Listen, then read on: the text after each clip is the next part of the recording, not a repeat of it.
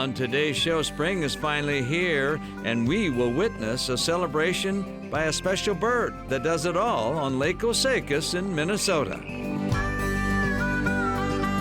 Coming up, a Minnesota inventor has thought up a creation to help a growing problem. What do you mean, shore socks? Look again. We're doing a little wild turkey. And it's time to go wild in the kitchen, where Laura has found the perfect recipe for your spring gobbler. Kind of cover the bottom of... Our Minnesota-bound classic this week looks back at an artist who not only paints nature's beauty, but paints on nature's creation. Those stories and more, next.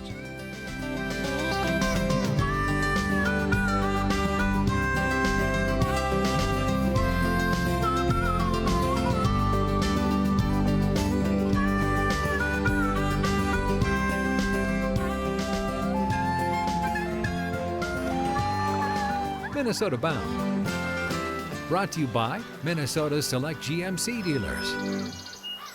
Hi, everybody. Raven and I welcome you to the show. You know, in the bird world, one of the greatest courtship dances is put on by the western grebe. Now, this is a bird you don't see very often in Minnesota, but there's a bunch of them at Lake Osakis. And yes, at this time of year, they are a-dancing.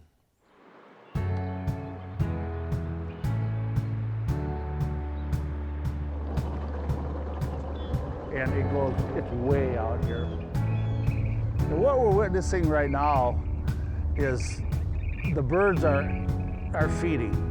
When you'll see two birds together, it's very possible it's still a young bird from last year. Wow. Did you see that one that was right over here a second ago? Holy cow. That was amazing. This is my first western grebe sighting. I can't believe it. This is a first for me and I'm just so excited. Excited? Understandable. Quick, snap a picture.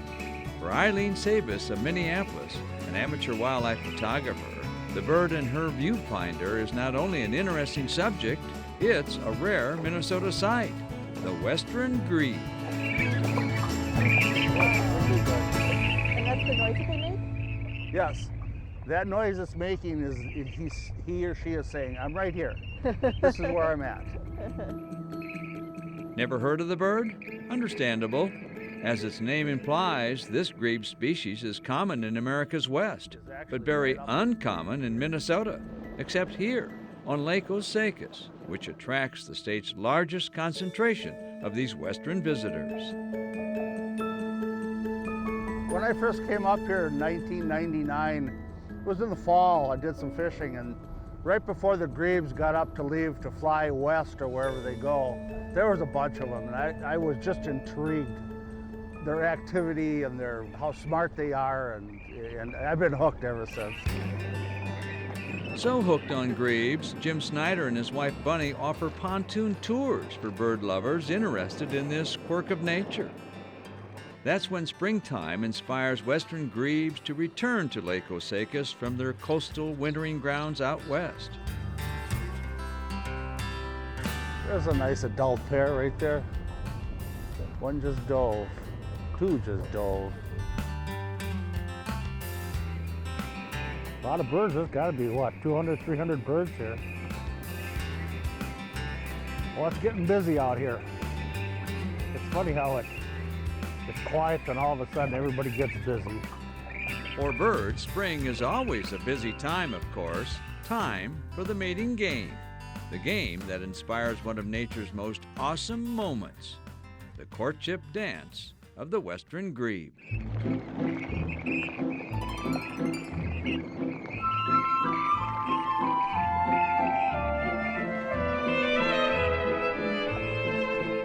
And when you see it, you'll always remember it.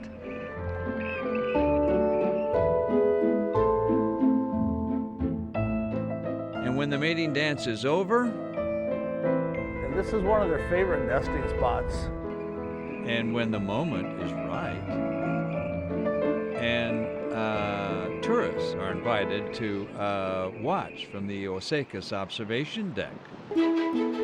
This is a good spot to see grebes. Osakis is proud of its feathered tourist attraction. The mayor proclaimed this will be the official Minnesota home of the Western Grebe.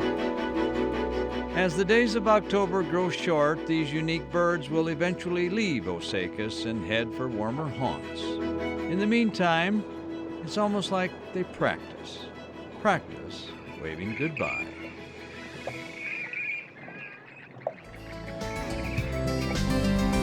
Next up, it may look like a sock, but it does much more than that.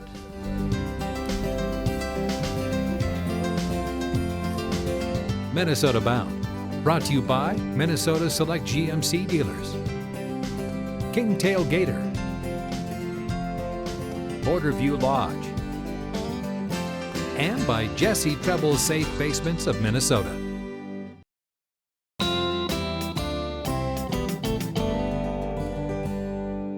Welcome back. You know, we all know that clean water is important to Minnesota and to us. But we found a new technique that has a very unusual name for helping to clean up lake water. It's called shore socks. Socks?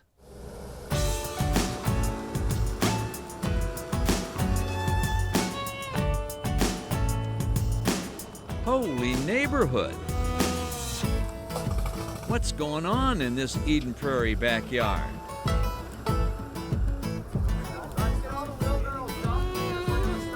A strange landscaping project, perhaps? 30 inches of new earth on this hillside that wasn't here.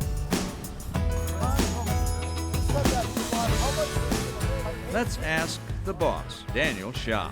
It's kind of like a Band-Aid to the earth, where the earth has been hurt. We put the socks in to kind of help her heal. What? Socks? Stockings for Mother Nature? We're here because of how much of this hillside has been lost. The homeowner says about 9 feet of this hillside has been lost from erosion. We're here to reclaim it and restore it. And we're also here to stop what you're seeing behind me. This is not what we mean when we say we want to go green. We want to stop this problem. Oh, that's what's happening. Homeowner John Herzog wants his backyard back. What prompted me to do this project was we are recent homeowners here, and we noticed that there's significant erosion in our backyard. My hope is to reestablish our bank, stabilize it, help improve the water quality through the filtering and buffering of the product and the native plants that we're going to be planting in it. Oh yes, the backyard pond. It's one of many ponds collecting Eden Prairie stormwater. You may have noticed, it's green with algae and duckweed. It is very disturbing. Part of the goal of this product is to help filter the phosphoruses and nitrates from runoff and decrease the duckweed. The city of Eden Prairie agrees something needs to be done to stabilize and restore the pond banks and improve water quality in the city's stormwater system, water that eventually dumps into the Minnesota River. We just want to make sure that we're doing the right thing environmentally. Our city is responsible for all of the water. It is a pilot project, of course, and if it looks like it proves itself out, we'll be recommending this same type of a system in the future to others.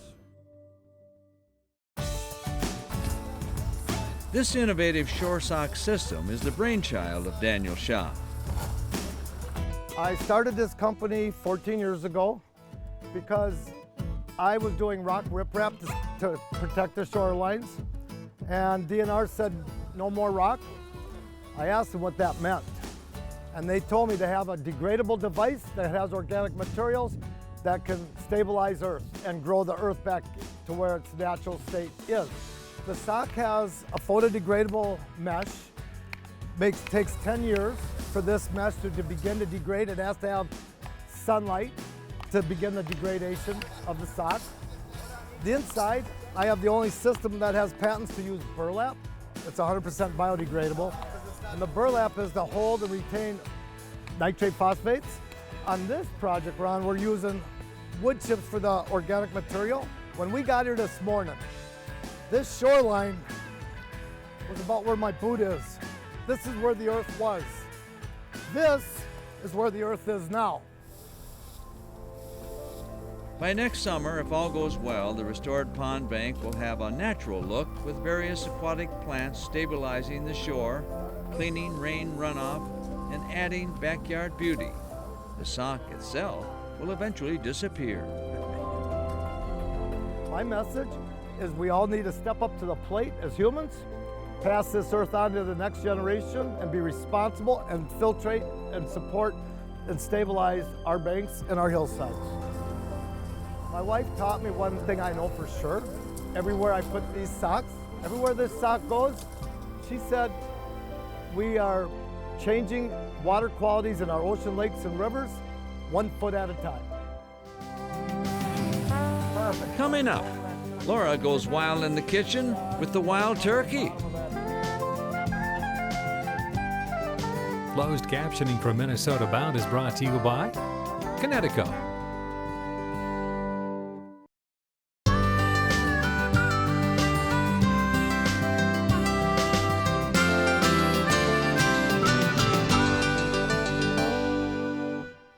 Time now to go wild in the kitchen, and Laura and Chef Jim have a recipe that's perfect for this time of year.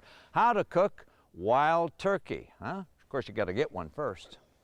Spring has sprung for Wild in the Kitchen today, and I'm here with Chef Jim Kimberg from Fire Lake Grill House and Cocktail Bar. And Chef Jim, I like to say that spring is turkey hunting season, but it's also turkey eating season too. Definitely. So what are we making today? We're doing a little wild turkey piccata. So you may be familiar with the traditional Italian recipe of chicken piccata. We're using the wild turkey cutlets.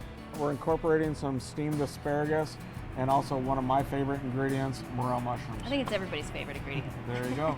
So what are the first steps to getting started? I want to season it with just a little bit of salt and pepper. Salt and pepper, which we like to call hugs and kisses, right? Hugs and kisses, there you go. And once it's seasoned, we're going to just lightly dredge it in that flour right in front of you. Shake it off. You want the thinnest, lightest little coating on there as possible. Does that look good? That looks great.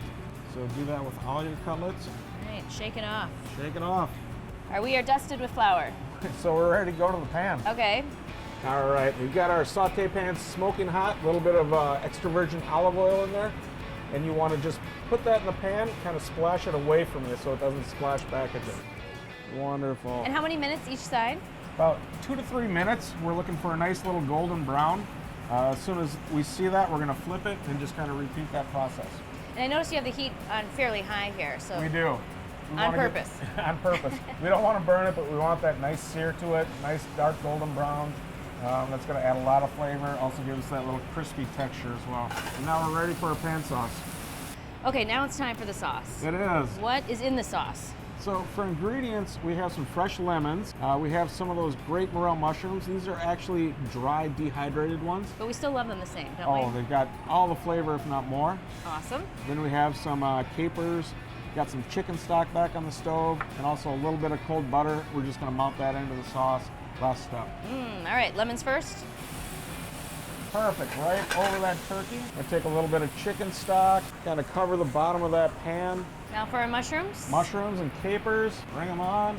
And then a little of that cold butter, we'll just kind of stir that in, and that'll richen up that sauce, also help thicken it just a little bit. Now this recipe is quite simple because you're just using one pan for everything. Exactly. I love like that it. one pan cooking. All right. Sizzling hot from the oven. We've got our nice little cutlets. We're just gonna kind of layer them on like so. Put some of that great pan sauce over the top. Then we also have some of that great spring asparagus. And there you have it. It looks delicious. I'm going in for the bite, Jim. How do you do? Very good as always. So there you have it. If you're heading into the turkey woods, don't forget to save some cutlets for a great taste of spring. So delicious.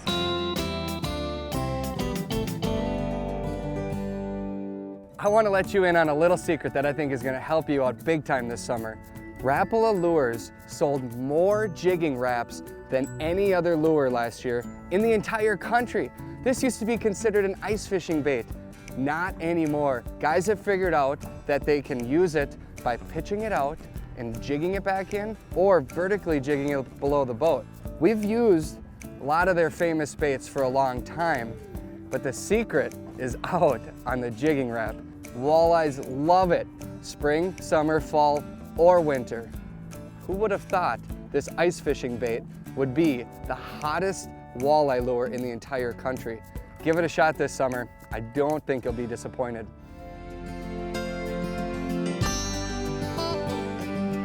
Still ahead, many artists paint on paper or canvas, but we found one who chooses a more natural way.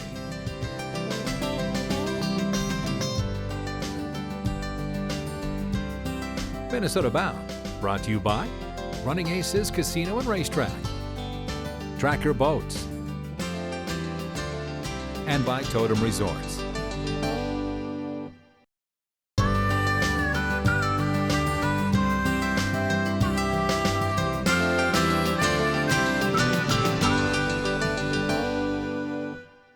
Time now for our Minnesota Bound Classic, and this one is about an artist who does beautiful paintings on, shall we say, nature's canvas. Linda Wood paints a different picture. The wolves, the eagles, and the deer are my three favorite things to paint. And all of them are, well, light as a feather.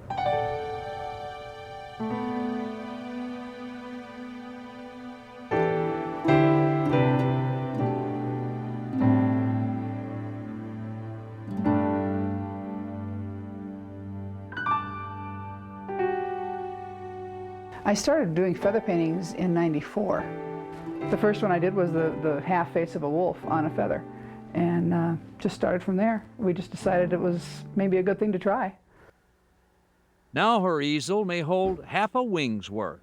This is a 5-feather arrangement of turkey feathers. I've got, it's a little bit more involved than previous ones I've done. I've got more trees on there, and I think the trees are even harder to do than the feathers or the eagles themselves. They take the longest, and yeah, I guess you're right. They are the hardest ones to do because I start with the middle feather here, and then lay the feathers down on top of it and hot glue each one. So they have to lay right. They all have to look right together. It's a little bit more involved than doing just a single feather. As good artists are wont to do, Linda Wood makes her feather art look so easy. When I was in grade school, I used to get in trouble for doodling and drawing a lot when I was supposed to be doing other things, you know. I've always had an interest in doing something, doing some kind of drawing or painting. I think the most difficult is there are so many layers that have to be worked with. And you have to work with the direction where the feather is going. You have to work with that too. I think that's probably the hardest part. And Linda Wood insists any bird on a feather ought to look real enough to fly away.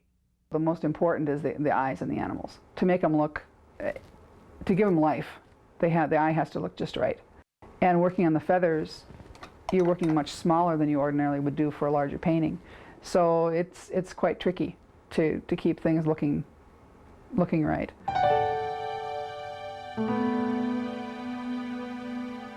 Just as every feather is a one-of-a-kind, so are Linda's paintings.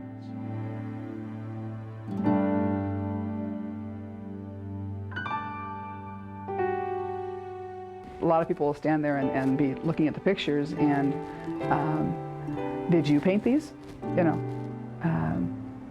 is it airbrush? Is it screen printed? That kind of thing. That's why I sit at the shows and paint, so that they know that it's not, you know, mass produced. I have paintings that are from coast to coast. There's paintings that are over in Germany, over in Sweden. I mean, they're all over. We're tempted to say Linda Wood's artwork really does just fly out the door. A very unusual art form, wouldn't you say? You're unusual too. That about does it for us. Remember, introduce a kid to the great outdoors. I'm Ron Sharon. Of course, my antsy star of the show is Raven. What's your problem? What's your problem?